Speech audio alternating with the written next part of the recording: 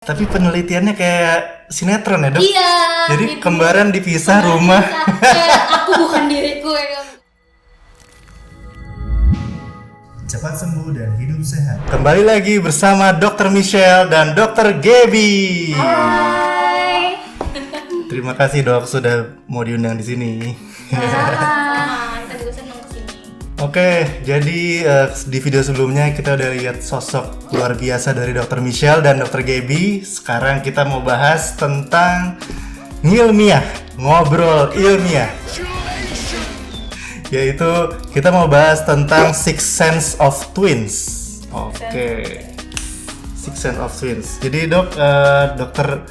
Michelle dan Dr. Gaby ini sama-sama dokter.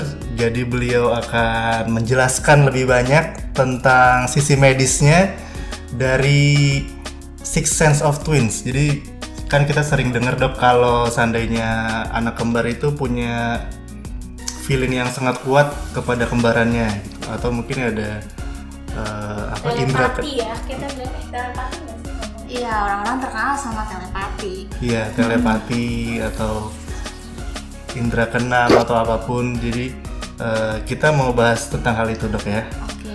Sebelumnya mungkin Dr. Michelle dan Dr. Gaby ini kan kembarnya identik ya, Dok? Iya, cuman kita sekarang udah beda banget ya. Beda banget. Jadi Kita jangan beda nggak usah dibilang kita udah tahu kita beda banget. Kayak apa dulu dinyanyiin Jono dan Lono. Itu kita kesel banget kalau ada ngomongin tentang itu. Jono dan Lono. Soalnya saya mau jadi Jono, saya mau jadi Lono, ya kan? Oh, Jono dan Lono itu siapa, Dok? Nggak tahu. Lainnya Primus Yustisio sama Ucok Baba. Oh, Lagunya tuh Jono dan Lono kembar tapi beda. Gitu. oh ada lagu itu ya. Jangan SD. Oke. Jadi gimana, Dok? Menurut dokter itu kembar itu seperti apa sih, Dok? Apakah ada yang identik atau tidak identik? Nah, jadi kita bakal bahas dulu ini ya tentang perbedaan kembar identik dan non identik. Ya. Oke, jadi pasti teman-teman sering dengar tentang lo identik atau enggak sih, gitu kan? Kok sama mukanya lo pasti identik? Jadi kalau secara bahasa Inggris kita bisa ada identical, ada fraternal ya. Identical itu sama dengan monozigot. Mono is one, zigot satu ya. Jadi satu zigot. Nah, terus kemudian kalau fraternal itu dia dizigot, di artinya dua. Berarti dia berasal dari dua zigot. Zigot itu apa, Dok? Hasil pembuahan? Yap, zigot adalah hasil pembuahan antara sperma sama ovum. Oke. Jadi dia akan bertemu dan menghasilkan satu zigot. Nah, ini kita jelasin lewat slide aja ya biar lebih ngerti ya. Oke. Oke, jadi di sini kita udah siapin gambar yang di atas warna ungu ini adalah monozigot. Nah, yang di bawah ini adalah dizigot. Monozigot tadi seperti dibilang dia berasal dari satu zigot yang sama. Zigot itu gabungan antara satu sperma dan juga satu ovum. Nah, kemudian dia akan jadi zigot. Nah, kalau kembar identik ini satu zigot dia membelah jadi dua. Jadi bisa dilihat bahwa dia punya materi genetik DNA yang 100% sama. Oke. Nah, terus kemudian nanti dia akan berkembang dan dia akan berbagi plasenta. Ari-ari. Jadi kalau teman-teman punya teman yang bilang satu ari-ari, berarti dia pasti kembar identik. Dan kembar identik pasti punya jenis kelamin yang sama. Jadi kalau teman-teman punya teman kembar yang dia jenis kelaminnya berbeda, cowok cewek, itu otomatis pasti non identik atau fraternal atau dizigot. Oh, jadi udah pasti kelamin kembar, Dok, ya? Kalau seandainya kelaminnya beda berarti yang dizigot ini. Bener banget. Ya, Oh. gitu. Nah, Ya. terus yang hijau di bawah kalian bisa lihat dia adalah gambar yang dizigot. Dizigot berarti dia dari dua. Jadi ada dua ovum kemudian dibuahi oleh dua sperma. Nah, untuk monozigot dan dizigot ini otomatis berarti adalah kekuatan dari sang ibu. Jadi sang ibu yang punya faktor untuk bisa bikin dia kembar monozigot atau dizigot gitu.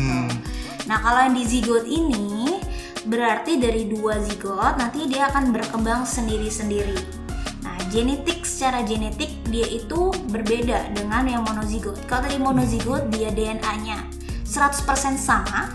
Kalau di zigot ini dia itu 50%. Jadi bisa dibilang dia itu siblings, saudara yang lahirnya bersamaan.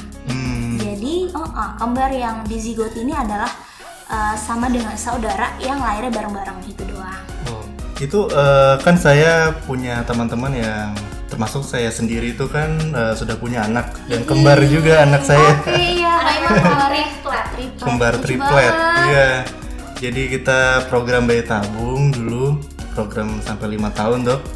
Nah, itu di antara 3 anak itu ada yang kembar identik, yang satu embrio, istilahnya satu hari-hari tadi. Terus ada satu lagi yang dia sendiri hari-harinya. Nah, yang kembar memang kebetulan cowok-cowok nih yang berarti bener tadi ya. Kalau gendernya sama, kembar kemungkinan besar identik. Ya. Tapi ada juga sih yang Tapi lebih banyak, sebenarnya lebih banyak juga sih kembar yang non identik jenis kelaminnya sama juga banyak. Ya. Oh ya, jadi nggak artis banyak ya, artis. Jadi sebab akibat ya. Tasya. Iya. Tapi kalau misalnya Fadly Fadlan, nah itu dia kan mirip banget ya, banget miripnya. Nah itu kemungkinan besar dia pasti identik kayaknya deh. Gue nggak bilang pasti sih, tapi kayaknya identik. Tapi kita menebak-nebak. Iya, kita menebak karena dia mirip banget.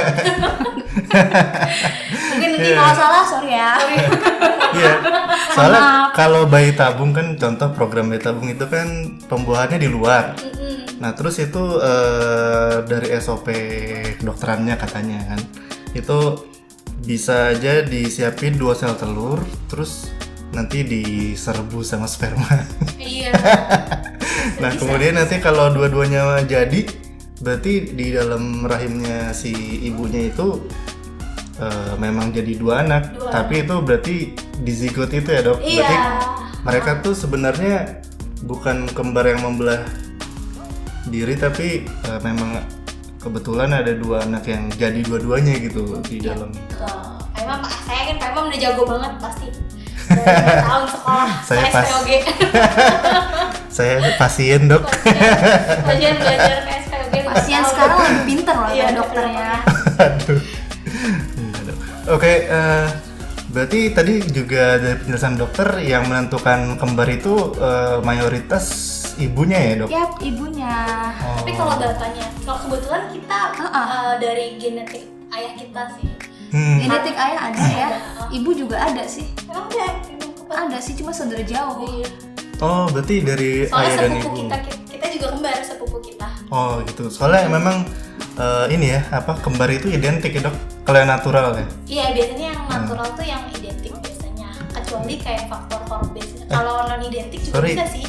Kembar genetik, sorry. Kembar genetik. Jadi biasanya kalau anak kembar itu berarti orang tuanya atau setelah keluarganya pernah ada anak kembar juga. Biasanya, biasanya kayak. Oh, tapi nggak selalu ya, Dok? Nggak selalu sih, tergantung kondisi ibu. Karena kan biasanya berarti kadang-kadang kalau kondisi hormonalnya lagi bagus, tinggi banget, mungkin kadang-kadang dia bisa langsung menghasilkan 2 ovum secara bersama. Oh iya. Tapi memang kebanyakan dari teman-teman saya yang kembar tuh itu selalu ada Faktor keturunan ya. faktor keturunan juga memang. Iya. Nah, sebenarnya berdasarkan tuanya penelitian nih ada beberapa faktor yang bisa membuat kemungkinan punya anak kembar tuh lebih tinggi. Oh, ada ya, Dok?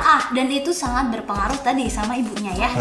Jadi pertama usia tua. Kenapa usia tua bisa bikin anak kembar itu kemungkinan lebih tinggi? Karena ada hormon namanya FSH, follicle stimulating hormone. Nah, nanti dia akan memicu si ovum ini untuk berbuah lebih banyak gitu. Jadi kan kalau otomatis buahnya lebih banyak, kemungkinan kembar juga lebih banyak. Terus kemudian obesitas kegemukan. Nah, itu dia juga punya namanya hormon IFH. Nah, IFH ini akan merangsang si FSH ini, meningkatkan sensitivitas FSH, kemudian jadi berbuah lebih banyak lagi. Kemudian tadi yang jelas genetik. Nah, genetik. Jadi memang ada faktor-faktor yang bisa menimbulkan kecenderungan untuk punya anak kembar dan terapi hormon tentunya gitu. Oh, itu siap. Iya, jadi untuk kembar sendiri sama monozigot sama zigot tadi seperti yang udah dijelasin sama Dr. Gaby, dia itu ada perbedaan yang pertama secara genetik ya, Mas. Jadi kalau misalnya genetik anak kembar yang monozigot itu 100% identik sama. Sedangkan kalau yang kembarnya dizigot atau non identik kita bilangnya itu biasanya dia memiliki genetik yang 50% aja samanya. Jadi kayak cuman lahir dalam satu waktu, kayak kita punya kakak adik biasa, itu genetiknya kayak gitu. Nah terus biasanya kalau anak kembar identik karena genetiknya sama, pasti jenis kelaminnya sama, golongan darahnya sama. Gitu. Jadi kalau anak kembarnya yang non identik ada kemungkinan untuk golongan darahnya beda. Gitu kan, kamu udah pernah cek golongan darah belum yang triplet? Aku lupa. Oh lupa ya? Cek. Jadi biasanya nanti di KTP kosong soalnya anak KTP ada golongan darah. Karena anak-anak punya KTP loh warna Iya, pink. warna pink. Tahu nggak kartu bayi kan? Karena ada golongan darah tuh di situ. Nah itu golongan darahnya kalau anak yang non identik itu dia bisa beda. Sedangkan kalau yang identik itu pasti golongan darah jenis kelamin sama. Gitu. Terus tadi juga dari faktor ibu ya. Kalau faktor ibu itu buat yang biasanya kalau kayak kasus IVF atau bayi tabung itu dia kan biasanya yang kembarnya kembar non identik. Terus habis itu juga faktor hormonal. Biasanya kalau orang-orang yang pakai terapi hormonal itu juga dia biasanya kembarnya yang non identik. Gitu. Sedangkan kalau kembar identik itu penyebabnya nih, kenapa sih ada bisa terjadi kalau kembar identik itu katanya masih belum diketahui gitu. Tapi mungkin kalau belum diketahui itu biasanya dikaitinnya sama genetik sih ujung-ujungnya. Cuman intinya belum diketahui kenapa. Sedangkan kalau yang non identik baru kita bisa bilang ada faktor-faktor pemicunya kayak terapi hormonal atau kita pakai IVF, in vitro fertilization atau bayi tabung. Oke, jadi dari penjelasan tadi itu sangat luar biasa ya. Kita tahu bahwa ada sisi sainsnya di anak kembar, bahwa itu sangat dipengaruhi genetik, kemudian dipengaruhi sama ibunya, kondisi ibunya, kemudian ada yang namanya monozigot dan dizigot itu ya dok? Bukan monokotiledon ya, Iya, inget nggak? monokotiledon tumbuhan Biji-bijian ya, ini zigot. Udah lupa tuh. Monokotil, dikotil. Itu gitu. Oke, jadi tapi kalau seandainya kita kembar dok, itu sifat-sifatnya biasanya sama nggak sih dok? Nah kalau sifat itu sebenarnya kan tergantung environment atau lingkungan ya. Yang dulu kalau di biologi itu fenotip, genotip Iya, gitu ya? bener banget. Ini kayaknya bisa masuk ke kedokteran sebenarnya habisnya itu. Fenotip, genotip. Yeah. Jadi ada nih seorang peneliti namanya Segal, dia tuh selalu meneliti tentang anak kembar dari tahun 1990-an. Yeah. Dia tuh mengatakan bahwa ability sama personality dari anak kembar itu sebenarnya kalau diteliti itu hampir sama meskipun tapi dipisahkan. Jadi katanya dia melihat ada anak kembar yang dipisahin, terus habis itu dilihat beberapa tahun ke depan udah setelah usia tua dipertemukan, ternyata keduanya ini memiliki kecenderungan sifat dan kemampuan yang hampir sama dari kemampuan kognitif. Tapi penelitiannya kayak sinetron ya dok? Iya. Jadi kembaran dipisah rumah. Kayak aku bukan diriku ya, aku bukan kembaranku. Itu gimana penelitiannya? Udah anak kembar, Karena terus kalau anak kembar udah tuh kamu biasanya demi penelitian sana. bisa dipisahin, jahat banget. Jadi emang dia biasanya kalau anak kembar lebih kayak di observasional aja sih, dilihat, dipantengin gitu dari perjalanan hidupnya. Nah, dia melihat bahwa si kembar ini memiliki similar personality and ability. Gitu ya. Tapi kalau seandainya misalnya sifat-sifat selera humor kayak misalnya atau selera cewek cowok. Waduh, beda banget. Kalau MBTI aja kita beda ya. MBTI Beda. MBTI yang 16 personality. 16 personalities pun beda. Beda. aku INFJ, dia Aku tapi itu juga dipengaruhi kok aja dulu gue STP, sekarang gue STJ kalau nggak salah deh. cuman memang pada karena genetiknya sama, jadi dia terlahir dengan bentuk otak yang hampir sama. Tapi identical twins tidak punya identical brains ya, jadi berbeda. Karena apa? Dia dipengaruhi juga dia right hand or left hand. Itu sangat berpengaruh. Karena orang yang right hand otomatis dia akan otak kiri lebih berkembang. Sementara orang yang left hand dia akan otak kanan lebih berkembang. Balik lagi lingkungan. Terus olahraga juga berpengaruh. Jadi kekuatan otot itu bisa kita nilai. Jadi anak kembar yang satunya suka olahraga, satunya enggak. Lebih pintar yang suka olahraga loh.